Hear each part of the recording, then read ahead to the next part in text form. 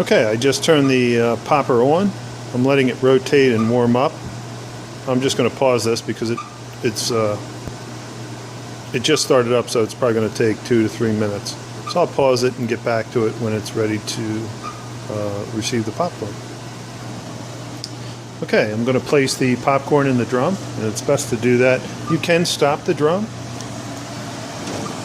from rotating and place the popcorn inside.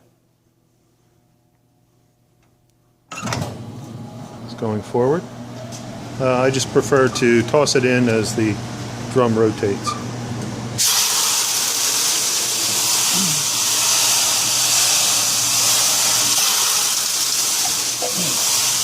Probably would be a little easier to do this without a telephone in your hand, but in any event, you can see that the popcorn is now rotating and cooking.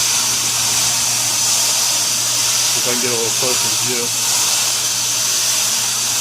Essentially, the heat lamps are now projecting that heat into the drum, and within a couple of minutes, that should start popping for us. Okay, so the popcorn will continue to pop, roll out the chute. You can use mushroom, butterfly popcorn, depending on what your needs are. Sometimes, people prefer the mushroom, of course, when they're coating caramel corn, so you have less breakage. Cheese corn, a little less agitation when you're applying cheese, depending on what you're doing. So you can typically use either the mushroom or the butterfly. But in any event, the popcorn will fill up the chute. And I'll probably stop this before it all pops.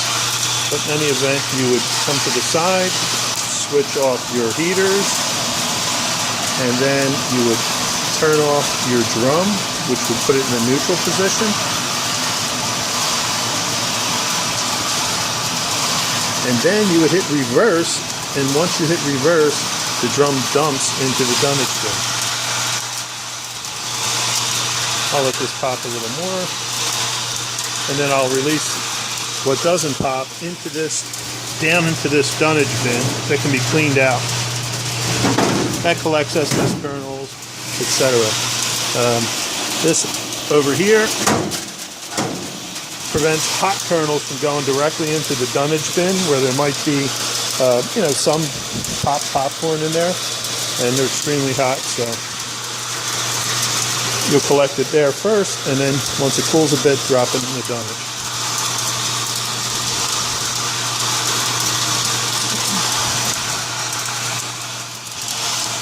Okay, so again, I shut off the heating elements 1, 2, and 3.